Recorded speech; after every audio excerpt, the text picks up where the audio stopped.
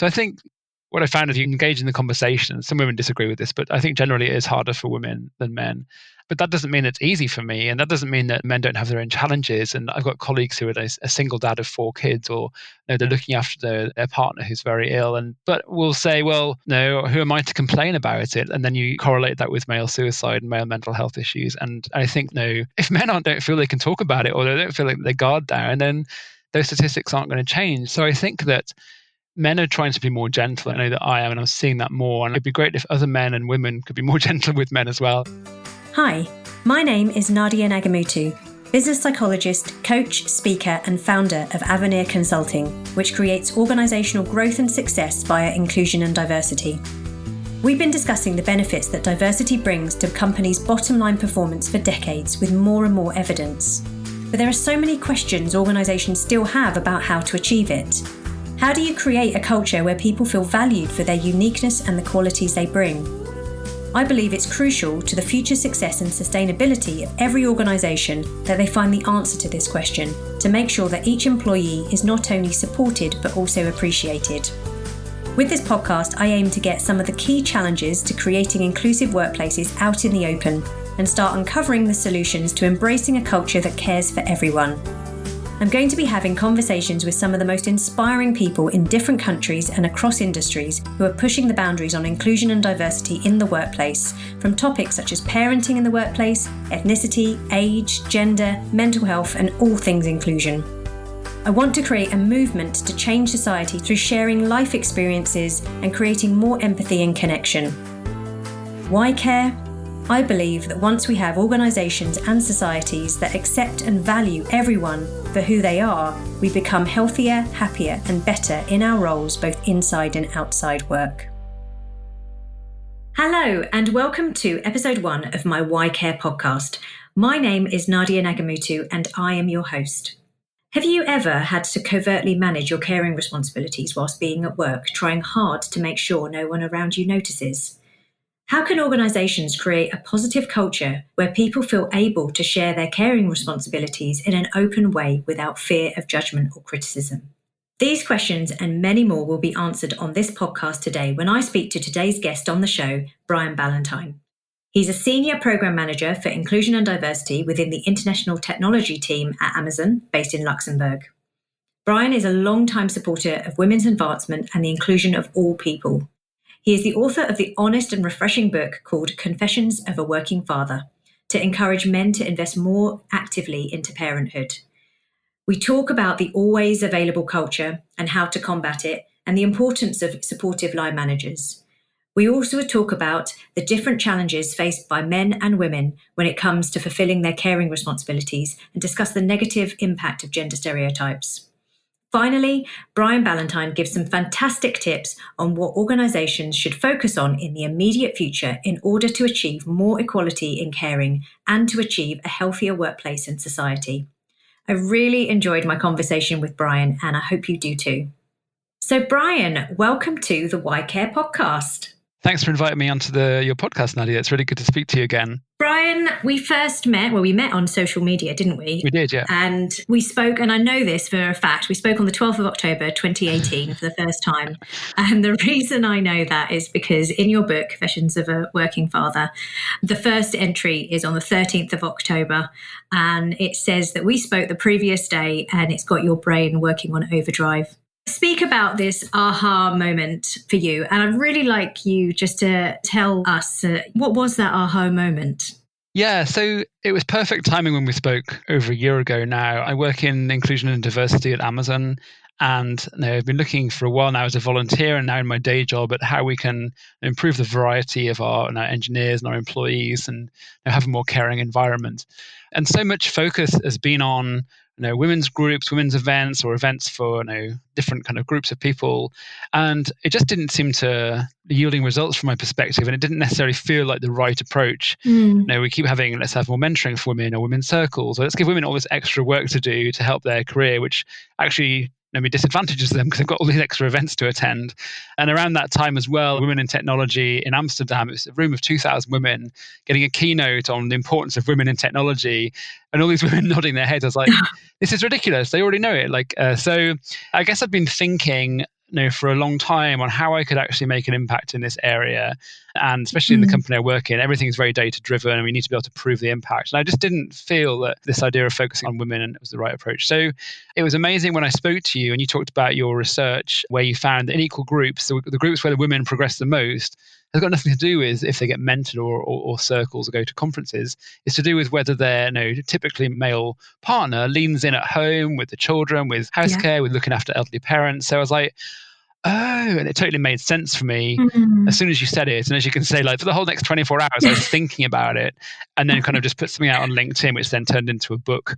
It just made a lot of sense. And also for me, as a man as a straight white man working in diversity, I've always been the ally and it's always about encouraging, trying to help others. But I could really authentically just be myself and role model, wow, this is what I do. And this is what I do to support my wife, who's a barrister and a lawyer, and things I've done to support her career. And obviously could have done things a lot better, but this is what I've done. And maybe other men and other dads can learn from that too. So I'd been thinking about it for a long time. And then we had the conversation, it just totally clicked. I love the book. I think that it really speaks from the heart.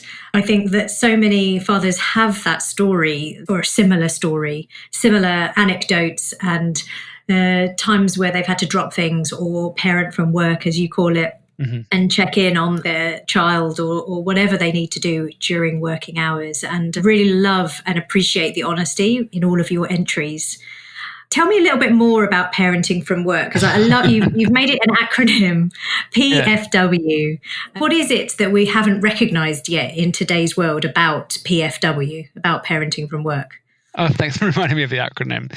I think when companies and people talk about flexibility, they're often thinking about babies and they're thinking about physical presence for small, and it could be very old or very sick relatives as well.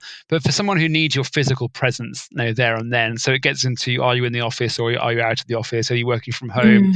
And there's this idea that when you're at work, you're working, but when you're not at work, you're not working, which is reflective of how we manage our lives these days. And so much is about working from home. And then it just occurred to me, as one of my children's 13th birthday today, the other one's 11 now, and it's just very different. They're physically able to get to school and get home from school and cook themselves food and sometimes give themselves paracetamol. And they're generally able to physically look after themselves, but it's much more, I find, psychological that this year's going great, but a year ago, you get a letter from the police or you get calls from the teacher, your child hasn't come to school today, or even the child saying, you're in a meeting and the child's saying, oh, I forgot my key, can you come and let me in the house? And you're in the middle of a meeting and how do you deal with that? And your child expects you to be able to solve the problem there and then, even though you're not physically there. Yeah. Or you're worried about the parents' evening or with your partner, you might have different points of view on something. So I think it's just, even when you're at work, you're always on call. Like if something happens with your children, not just if they're sick, but if just there's an issue going on and it's on your mind, it's different. And because when you're at home with them, sometimes with a teenager now, the bedroom door's closed and you're not always there in every part of their life. There's some things they keep more private. So my experience is it becomes much more psychological. And so this idea that you're a parent when you're at home and you're an employee at work is ridiculous. I think when you're at home, you're thinking about work. When you're at work, there's things about, you're thinking about being a parent and also things you need to respond to if you're, with your children, or if, an elderly relative, my aunt, for example, recently. So I think caring from work is another way of thinking about it. Yeah, caring from work is a more generic term to anyone who's got any form of caring responsibilities. So do you think it's more challenging then to parent from work or care from work than it is to work from home? I see a lot of people and I hear stories of people switching on during their weekends, when they're at home in the evenings, sometimes when they're meant to be fulfilling caring responsibilities. It's easy to pick up the phone because something's beeped, you've got something in your inbox, and we have to respond to it immediately, or people feel they have to respond to it immediately. Is it harder to parent from work than it is to do the opposite, to work when you're at home? It's a very good question, because I think we end up doing both. Sometimes we're at home and we're working the weekend. I try not to work at the weekend or the evenings. I think both have their challenges. I think that it's context, isn't it? You're in a mindset which could switch between work and caring. But the people who are around you are in a certain context. So if I'm at home, like someone might come to the door when I'm on a conference call, or one of my children might show up and my wife might have a question. I'm kind of like in a domestic context. So people around me expect me to respond, expect me to be in a kind of domestic mindset. And when you're at work, the people around you are kind of doing work generally, and they expect you to be in a kind of work mindset. But the reality is we don't have these different mindsets. Our minds are kind of thinking about everything at the same time. And so I find both challenging. Often when I work from home, it would have to be on my own. I can't work from home if there's other people in the house, like my in-laws are there at the moment and they're great. I just can't work from home in that situation. So it's more like to be at work when there's other people around you, even if often you're on a computer. If you're in a meeting and you say, I've got to go and let one of my kids into the house, which I've done, or I just kind of sneaked out and drove home, let them in the house, drove back to the meeting, and they didn't really notice. So I think it all links to your idea of validation. I think work can be quite addictive, and people can throw themselves into work as they can into food and alcohol and other things to kind of take their mind off the real problems they're having in life. And we can feel sometimes, unless we validate ourselves from the inside, that we need the validation of work, or we have this kind of guilt or shame. You can have that both ways. You can have it from your partner and your family as well. If we haven't internally validated ourselves, we're looking for our work to validate us, and we're looking for our peers. So I think that idea, I better log on. But it is addictive though. In the evening, I turn my phone off. Once everyone's in the home at 7 p.m, I turn my phone off until the next morning, because it's very easy just to think, I'll just check that one thing. And then you open up something else. And it's that addiction. And somehow, as technology's progressed, we've just kind of fallen into this and that need to check our phones. I'm really interested actually in what you said in terms of sneaking off, because actually one of the things, certainly in the research that I've done and many people have done around the concept of an ideal worker being someone who's really fully committed to their organisation. And really it suggests that the organisation only wants someone who's committed to them as opposed to having other commitments and other responsibilities. And so that concept of, I need to leave, my son or my daughter's stuck outside their house, hasn't got a key, I need to leave, but I won't say anything, I'll just try and do it under the radar. Because actually, if people know that I have other commitments, I'm not going to be seen as positively. So do you think that's still an issue? It's obviously something that you're aware of, having done it before, left without people knowing, coming back without many people noticing. Is it still an issue? Yeah, I think so. There's the kind of leave loud and return louder thing, isn't there, from Mother Puck of Anna Whitehouse, which is, when you do leave, make a big fuss about it. And I think that's true. And I mostly do say, I'm going to get my kids now, and kind of role model that. But sometimes you just think, it's just easier if I've got a room of 20 people, and I might do that if it's one person, but I don't have to explain myself. Right. I'm just going to go and then come back. And people do come in and out of meetings. I mean, I've been exploring this a lot recently in my head, this idea of the ideal worker, and someone who is fully committed to work. And you might say the ideal partner in a relationship is someone who's just 100% committed to that relationship. But is that really someone who's scared, and it's kind of it's out of fear that they're committed because either they're anxious, you need to validate them, or they've got nothing else going on in their life, or so I don't know. I think you're right. That's still this idea of the ideal worker, and there's still people who, if you're not at your desk, you're not working. I don't know, people work from home. I don't know about parenting from work, but is that really what we want as an ideal worker? Someone who's just trying to look busy and they're only at work because they want to be seen to be working. I don't know if my own company, would I want that kind of person working there? Absolutely. I don't know. I totally agree with you. It's quite one-dimensional as well, isn't it? Yeah. And the company's not fully committed to you. If it's the next round of redundancies, bye. So it feels naive for someone in balance to expect people to fully commit to a company if it doesn't work the other way around. I completely agree. It's outdated. But yet, with everything, when it comes to culture, it's so hard to shift. So I've done a lot to embed a more agile or flexible working culture, and seriously, and doing it well. It's not just a tick box exercise. Actually, they've embedded it. It's a positive improvement in terms of actually, we're not interested in just you purely being here and working all hours of the day. We are interested in you being happy, being committed to us, but also to ensuring that you have the balance that you need and fulfilling other commitments too. And that's okay with us, as long as you get your work done. Really come back to that message in your book when you talk about Mr. Available. I love that term. So you think that there's still a lot of pressure to be available. You seem to overcome it by switching off your phone. Is that what everyone at Amazon does? Would you only do it if it was the done thing in your company? Or is that just something that you stand for and you say, this is when I'm available, this is when I'm not available, and you're going to have to be okay with that? That's basically what I do. And I don't represent the average Amazon employee or any kind of, when I was 12 years at Vodafone as well, and I can't speak on behalf of other people. But that's what I've learned, really. You can't really tell other people what to do. I think what I've learned is you can just figure out what works for you and role model it, and other people will copy if it's valuable for them. I think that in my company, and probably in most companies now, social lives, we need to have really strong boundaries, because technology can always be there beeping and demanding our attention. Yeah, and I think you need to decide how you want to balance your life. And for me, it's turning off my phone, or it's really prioritizing, saying no to a lot of things and choosing what's important, making sure a good balance within my week of things that I'm doing with my wife, with my children, with work, with other things. And some might feel let down by it, but you're not letting them down. You're just holding strong to your boundaries and your priorities, letting go of certain groups you're in. Or, I turn off all notifications on my phone and on my emails. So some people, I see them and they have like 1,000 unread emails. They have notifications popping up all the time. I'm like, how do you deal with that? Like, you end up just reacting to like a kind of psychology experiment or something. So I think trying to be proactive, like Stephen Covey's First Things First is over 20 years old now, but still put the stones in the jar before the sand is so important. And it's okay to say no to the other stuff.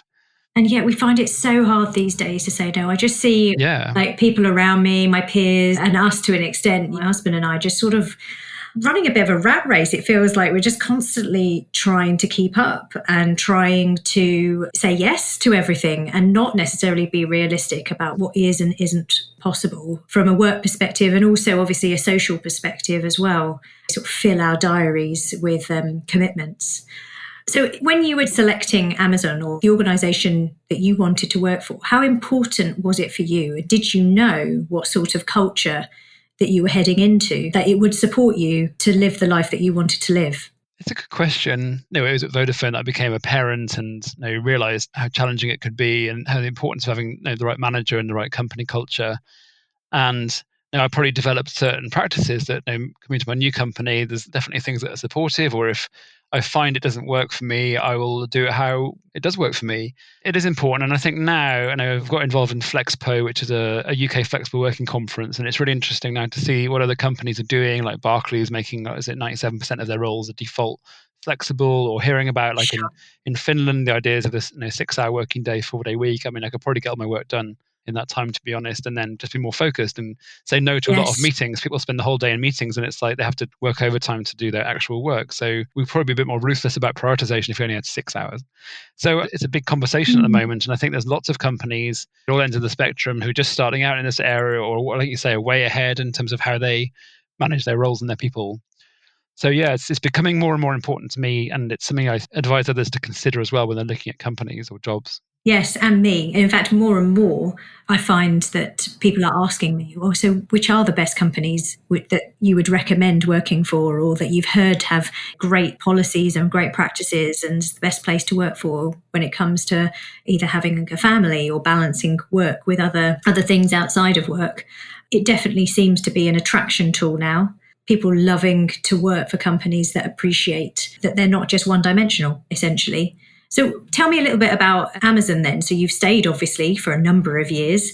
So there must be something that Amazon offers that supports you in balancing care and work, or supports its people. What's some of the best practices that you've learnt whilst being at Amazon from an organisational perspective? Yeah, it's a good question. And I can't talk officially on behalf of my company in case any of our PR team's listening. But just from my own experience, I think one of the great things is that you have a lot of autonomy to do things in a way that works for you. So I'm rarely challenged when I can manage my time, that I'm at the office or at home, pretty flexibly without anyone really saying anything. It's a team I work in is international. Also, people in my team are in Japan and China and India and Seattle, Sao Paulo. So everyone's kind of in different time zones and different locations anyway, which makes things quite flexible. I think it's very data-driven company. Like, it's quite scientific. You put documents together with hypotheses and data points and you kind of prove results. So better than other companies, I would say, you can measure the results of what you're doing. I think the challenge in some other companies is that people are working, but they can't necessarily measure their output in terms of results. So they resort to kind of the input metric of how long was I working for, or how long was I at my desk. So I think Amazon is so focused on what were the actual results, that you can prove your results more easily. Yeah, so here we link back into performance management system, you mean, in terms of what actually they're measuring to reward and congratulate staff. So it's not about presenteeism. It's not about being present and being at your desk the whole time. It's about how well you've done something and how well you've achieved something. I think the reward management, but even like Amazon has quarterly, monthly, weekly business review meetings where you'll go through all of your team's metrics, your revenue metrics, customers, impact. So everyone is well aware of where you are against your goals. There's transparency on what people are delivering, and people don't really care. Like areas where you can just go and take off your laptop and sit in a comfy area and work from there. So even if you're not at home, you could be in a comfy area. And when you go to our Seattle offices, there's all these kind of like areas where it's just comfortable to work. And a lot of what we do is computer based.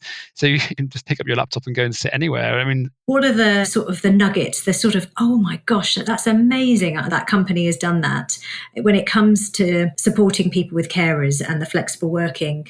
Have you come across any sort of best practice or just kind of like, wow, that's cool? I guess my first thought is things that could be better. So, for example, one of my biological aunts was very sick, and my sister and brother and I were her only biological family. There was no one else around. So we were trying to do everything. Like I say, my sister was doing probably more than I was. Because she wasn't my mother or father, I wasn't able to get the compassionate leave or like I say, even I'm proving it now, it's hard to explain. And when you're moving someone into a hospice and you're there and you've got to organize their funeral and you have to kind of phone everyone, like it's hard to explain, well, it's your aunt, but surely maybe people assume that she had children, or maybe people assume that your biological mother's still alive or that her parents, and they're not. Like it was down to us. And I guess when companies are putting together policies or how they consider caring for people who are elderly or sick or in that kind of stage of life, then maybe it could be more flexible. And I guess I can feel it now, vulnerable, talking about something that's quite sad. And I think people in that situation, much more serious than me perhaps, have been in, if you're asking for that kind of flexibility, you're already in a very emotional state. So the more that companies can support people without having to explain their kind of family tree and why it's important it's them who's there. You're looking at the person, the individual who's in front of you, and respecting what they're telling you, and for the sake of their well-being, emotional well-being and everything else, to allow them that time. It really resonated with me. You were talking a story from when my mother-in-law passed away. And I remember I dropped everything, it was very sudden. And I got a train up to Leeds. I told my boss that I wasn't coming into work. And he was brilliant about, obviously, not coming in, obviously, that day. And I stayed up in Leeds for about kind of 4 days, maybe, just to be with my husband and make sure that he was okay, and obviously the rest of the family. And really, she was the only other person who I called mum in this world. Yeah. I did call her mum, and it affected me hugely. And yet when I came back and had a conversation with my manager, he was okay about giving me sort of special leave for 2 days, but he wanted me to take annual leave the remaining 2 days. I just remember feeling really resentful because I had worked so hard. I hadn't taken 1 day off sick, potentially have pulled it and said, God, look, I'm sick. I'm not okay to come to work. And that would have been therefore okay for me to take it off. But the fact that I didn't, and I came in and I said, look, then I was very honest, it meant that, he wanted to take away my annual leave for it. And it really does affect you. I feel it now as I'm talking to you. It's not right that I had that need to take care of my family, so my husband and his family, in their time of mourning, and as was I, and that wasn't supported by my company. So it makes a big difference. I can hear it. And I think it's not like it's a surprise, because we accept that life and death are a part of human experience, and these things don't happen all the time. And as you say, you're there day in, day out, working for that manager in that company, and you expect on the rarer occasions when there's a life or a death or something drastic happens that you can just go and deal with that. And you've been really upfront and transparent about that as well. So I can understand how that could feel resentful, and you'd come into work and given everything. And I think that's something I'm learning now is, like, don't give expecting anything back sometimes in life generally. Like, sometimes people work hard because they expect to get promotion out of it, and then the promotion doesn't come and they feel resentful, or we come in on our sick days because we think the company's going to be there for us. And like I said, why should we be committed to the company if the company's not committed to us? But I think some companies are committed to their employees, and I've heard stories at Amazon or other companies where someone's just had to drop everything and deal with things, and they said, well, you're with us for a certain career, and there's parts of your career when you're going to be full on with work, and parts of your career when you maybe got someone you need to care for or care for yourself. So I think when you find companies and managers who do care about you in that way, then stay with them and encourage everyone else to work for them. Yeah, absolutely. I mean, it's a massive selling point, isn't it? And it's incredible how, I've heard in organizations just like, oh yeah, you definitely want to work for that manager. Oh, they're amazing. People talk. They advocate the managers who are supportive and who will allow them to develop and who will allow them to live the lives that they want to live, and who understand them and have empathy for them, for their needs inside of work and outside of work. And it makes such a difference. And yet we have an issue, or organizations still seem to have an issue, that it depends who you work for. It depends which part of the organization you work in. Anything that you've heard, or any organizations that have got it right, that have managed to create a culture which actually trickles and across the whole organisation, where it's the done thing everywhere? Or is this still an issue where we've got local cultures? I'm not very good for you today at thinking of best practices, but I think as well is that the way I'm changing my mindset, and also through doing spiritual healing and things like that, is that I'm moving away from expecting my company and my manager or my family to be there and to kind of support me in that way. And probably maybe they will be, maybe they won't. But sometimes it needs to come even first of all from us. And I see there've been past 2 weeks, for example, I have 3 colleagues. You gave the example of a mother-in-law. Whose mother-in-law had a heart attack, like in Luxembourg and Seattle. I don't know what it was about that particular week. And then they were saying, well, don't worry, I'm going to be there at work and I'm going to put the hours in and I'll be online later. And a few of us were like, just go. Like, they really had to persuade the person that it was okay for them to switch off and have that time. And sometimes, yes, we say it to a manager and the managers may or may not support the company. But I think a lot of us, myself included, need to work on saying it's okay to ourselves and giving ourselves that permission and saying, no, you have worked hard and you deserve this and just go. And yes, I think, hopefully we can get to the case studies of good companies. And I think that there are them, but I think a lot of us are holding ourselves back and it may, whether it falls more on women than men. That was my question. Do you think it's harder for a man? Do you think that actually stepping away from the workplace for caring responsibilities was harder for you than potentially your sister, for example? I think it's a very difficult question. I think that a lot of men, and I think I have a privilege, not just being straight white man in Western Europe, but I think working in an office-based job where I can pick up my laptop and when my aunt was sick, I could work from home in North Wales and organise a funeral and everything and do my email, literally work for an hour a day or something. If I'm working in a factory, I've got a friend whose husband works in cargo lux. You've literally got to be there. Work isn't over Wi-Fi. You physically doing a job. And when this guy's daughter was sick, the other men in the office were like, why can't your wife go and pick up your daughter? Why do you have to do it? She's the woman. And I think I'm pretty sheltered working in a kind of an office environment where you can be more flexible. But I imagine, and it'd be great to hear from men who are working in more physical work areas, whether it's transportation or manufacturing or whatever else. I'm sure that it's tougher for them. And in terms of you're the man kind of thing. I definitely think you're absolutely spot on. I think it does vary depending on the industry, depending on how male dominated and traditional the industry is. They'll have different mindsets. And interestingly, it depends, I've found, on the senior leadership of the organisation and how deep set their belief systems are. So if they are men who rose to the top and actually had a stay-at-home wife, actually they've never necessarily experienced having to balance to parent from work. And then that pervades across the organisation and the culture that they then set. So really, I think what I'm hearing is that it depends on the organisation that you're working in. And actually, it's quite important, if you are thinking of moving organisations and caring is important to you, that you get a feel of how forward-thinking that organisation is for men and for women, whether you're parenting or caring in different ways.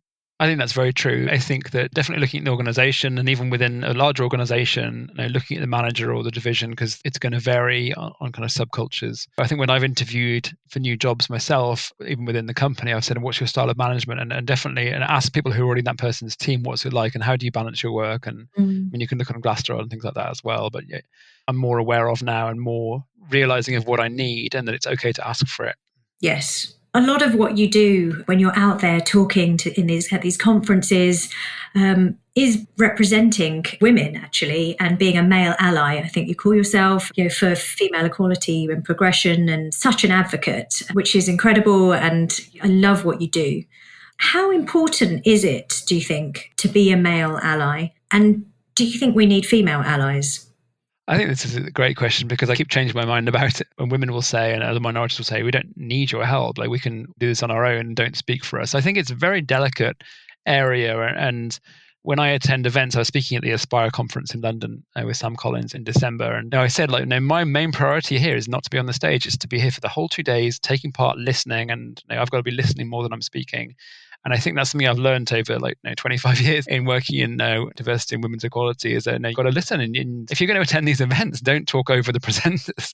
And it really shocks me when I see men turning up at events and then they just kind of disrespectful or not helpful. So I think it's a very tricky area. I think that women and other minorities don't necessarily need men to support them, but I think that for men to kind of engage in the conversation, to kind of get themselves up to speed on what's happening, and to kind of believe women's stories. I think I found, for example, mentoring a lot of women, hearing their stories, or from friends, or from my wife, or from other people, and just being aware of things that I had no idea were happening. And a lot of men are like, well, I don't think there's an issue in the environment, but they obviously haven't listened to women's stories. So I think that's important. It's basically to be open-minded, is to be able to say, actually, I'd really like to hear a different perspective to the one that I think these people might have in this women. And actually, that might make a difference to me in terms of how I behave and what I do. So a male ally being someone who isn't speaking on behalf of women or thinking that they know what women should do, but certainly is there to say, okay, I hear that and I hadn't noticed that before.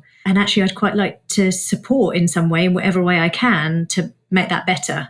Exactly. Sometimes it's like, how can I help? And it's whether it's supporting, organising events, or supporting with other things. People might scoff at that. And I know when I started posting my Confessions of a Working Father posts about a year or so ago, there were some women who were kind of affronted by it, or maybe I felt they were, some of the comments they made, saying, like, how can you speak about this? Look, I know women have got so much to achieve, and how come men can't complain about this? And what I found is, if you engage in the conversation and say, like, I think some women disagree with this, but I think generally it is harder for women than men.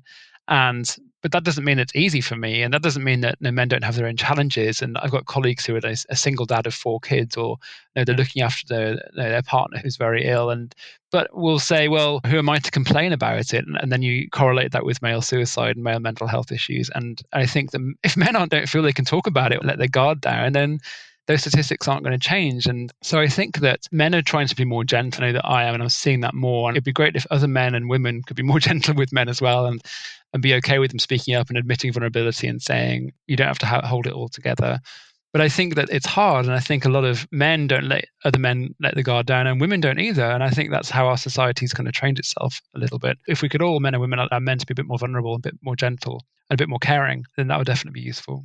I hear you. And it's just made me think about the concept of masculinity, which is a big topic at the moment. And people really, actually, it seems to be quite a pivotal moment where people have suddenly realized how harmful the traditional concept of masculinity can be, and that actually it isn't something that's set in stone. It is something that actually that we have created as a society. We've socially constructed what masculine is. Yeah. And it's almost like there's this aha moment that's happened in the last kind of 5 years. And men in particular have gone, hang on a second, I don't need to sign up for this. I am struggling, however, to be something slightly different and show my more emotional side, because actually it's not something that's been embedded and taught that I can do this since I was a little boy. I haven't learned that was okay. It's something I would like to do. I'm going to try. You touch on it a little bit, so sort of the concept of gender stereotypes and how it reinforces what men should be and what women should be in their roles, but also emotionally in terms of what they're displaying. Talk a little bit more about what the consequences of those gender stereotypes are, and any ideas how we change them. Yeah, it's a big topic. I know my mind was going kind of through history. We've got about 2 million years of known human civilization, from the kind of stone tools from Tanzania, the Rift Valley, to the agricultural revolution. And it's probably around the agricultural revolution, it was about 8,000 years ago, when we stopped kind of being foragers, and we kind of started planting crops. And it's like, okay, men will go hunting, women stay with the kids and the crops. And that's probably when, I guess, gender roles kind of came up, then reinforced by kind of Abrahamic religion and things like that. But more to the modern, one of my children is gender non-conforming. For example, my 13-year-old, whose birthday is today, is born a boy but presents as a girl, and is she at school. And that's been an emotional and eye-opening kind of experience for me, my family, in recent years and now. And just in terms of gender stereotypes around how education is organized or how buildings are organized, for some reason we gender them. For example, not just toilets, which don't necessarily need, could be everyone toilets in terms of accessibility, and everyone else. Why do we need to have gender divided toilets? And if you're in a situation with a 13-year-old who won't go to toilet at school because there isn't one for them, or you go out to the cinema and you're out in public and they don't feel safe using either restroom, that's really upsetting as a parent. Or when the school decides to divide games, like playing badminton or something, into boys and girls, and your child doesn't fit in with either of those groups. I mean, now it's good. We've spoken to the school. They've got gender neutral toilets, and my child joins in with girls, which everyone is okay with. But it's like, why are these things divided by gender anyway? This is a whole other conversation topic, isn't it? So that's kind of went from history to kind of very like present day. But I think it's harmful. I think the idea that women are the first point of call for, if your child's sick, it's the nursery phones the mother, and we have to train them actually, phone me because I'm closer to home, or phone me because I'm more flexible, or on business trips, I'm going to check my wife in case she's traveling. Oh, I hadn't thought about that. Well, she earns more than me. Maybe she's traveling with her job. So for example, you see it all the time. You see it every day. Assumptions are made about people, whether they'll be able to travel if they're a parent. The man probably will be able to, the woman, maybe she won't. Let's not give her that project. Or even with like caring for older parents, I think women are twice as likely than men to look after the parents than the man is. And I'm not sure why that is. Women are kind of seen as caring, and also this idea that women need to be perfect all the time, this kind of perfectionism, which drives kind of anger and resentment and undermines psychological safety. And there's huge kind of issues that come from that. So I think it's a huge area. Yeah, absolutely. It's still emerging how we tackle this. I think what makes me feel, I suppose, hope is that we're having conversations about it. Because if you wind back the clock, even not that long ago, 10 years ago, maybe, we just wouldn't be having the conversation. So we've really shifted. There is a change that's happened, but I think we're kind of in this murky in-between area where we just don't know how to be anything else. Some people emerge slightly further ahead than others, sort of figuring their way out around it and through the other side. And until we've got the whole system sort of shifting from binary and thinking about actually how we embrace everyone having all sorts of responsibilities rather than trying to box people in. Because you're a man, you must have these responsibilities, and because you're a woman, you must have these responsibilities. I think we've still got a journey. Yeah, and you mentioned binary, and I think that's really important in terms of gender, but also other demographics. I think from LinkedIn, it's Martin Luther King Day today, so I think just thinking about ethnic diversity, I think there's a lot of putting into boxes of people based on their race, ethnicity. There's a lot of boxing of people based on other characteristics, and I think it's really dangerous. Maybe we'd like to kind of be able to sort people in this way, but people aren't a single story. Like, there's so much to us as individuals, and kind of binary, like them or us, or black or white, or man or woman. It's really dangerous when we are a kind of shared humanity, really.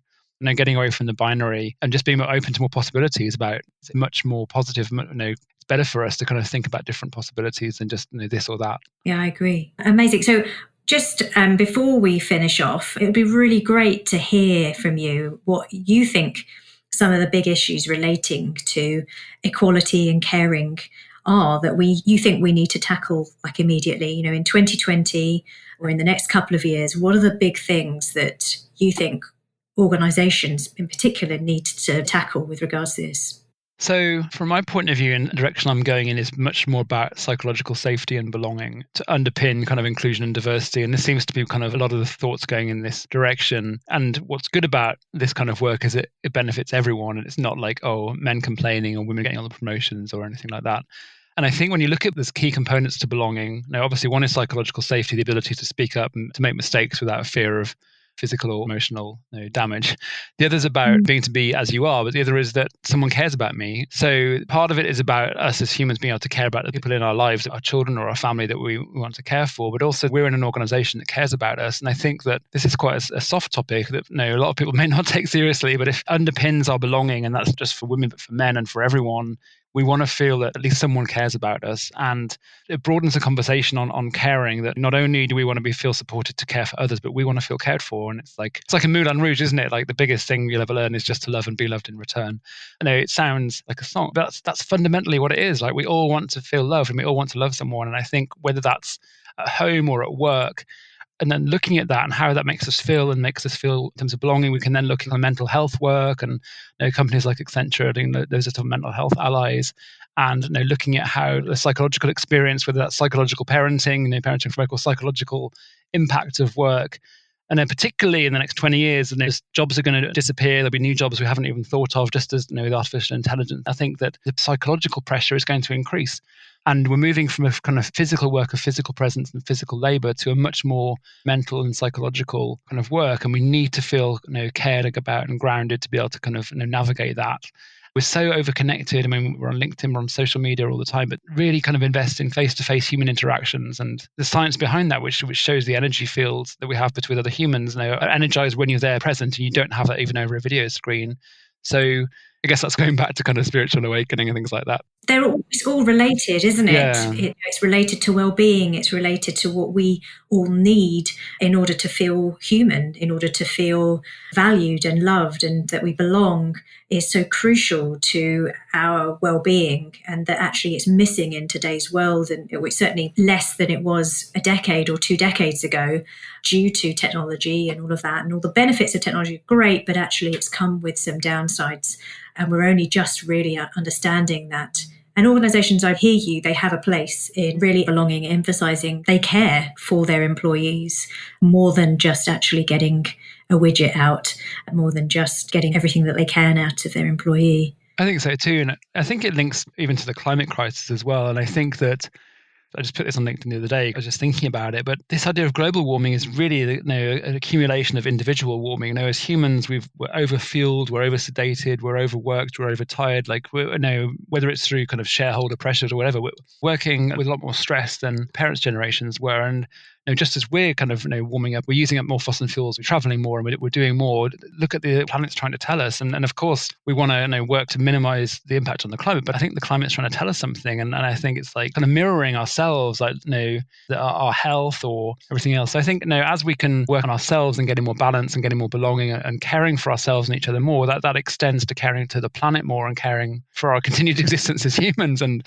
so I think that's pretty important. And I think from hearing my children and as new generations coming through, that's super important to them. And hopefully there'll be some kind of revolutionary thought about we don't need all these products. So we don't need to have as much food as we have, or we don't need to kind of work as much as we do.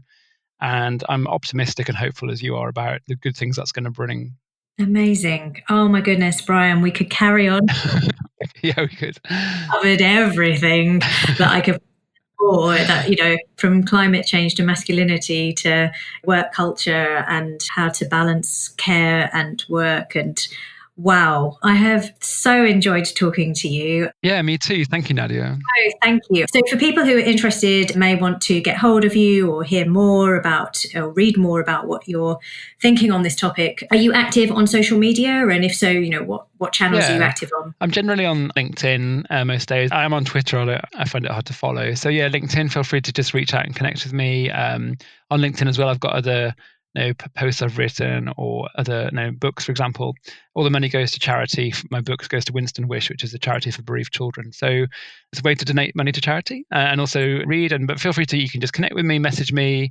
Generally, kind of reply to everyone who messages me. So yeah, it'd be lovely to hear what people's thoughts are on this. Absolutely. And I do highly recommend Brian's book, thank you. Confessions of a Father. I totally got so much from it. Thank you for inspiring it. Oh, no. I love the fact that you're my number one guest on this show, and brilliant. The link to everything that Brian and I have spoken about today are available on the show notes page, which is going to be on the Avenir Consulting.co.uk website under podcasts. So, Brian, thank you so much for taking the time to speak to me today. My absolute pleasure. Thank you very much, Nadia. Right. I'll catch up with you very soon. Thank you. That concludes my very first episode of the Why Care podcast. I really hope you enjoyed the conversation. I loved Brian's insight at the end there on the need to create psychological safety and belonging in the workplace and the knock-on impact this can have on our health individually and on the planet. Do let Brian and I know what you thought of today's show. You can find me on LinkedIn and Twitter with the handle @Nadia Nagamootoo. And have a think about something you can take away from this episode to apply in your own life and in your organisation. We can all influence and make change happen. If you enjoyed this podcast, one of the best ways to support it is to leave a review on whatever platform you're listening on. You can also help me spread the word by sharing it with your friends and family on social media channels, or the good old-fashioned way of talking about it. I really do appreciate your support. A big thank you to Moro Kenji for editing this podcast and to Christiane Gross for supporting with the show notes and getting it out there on social media.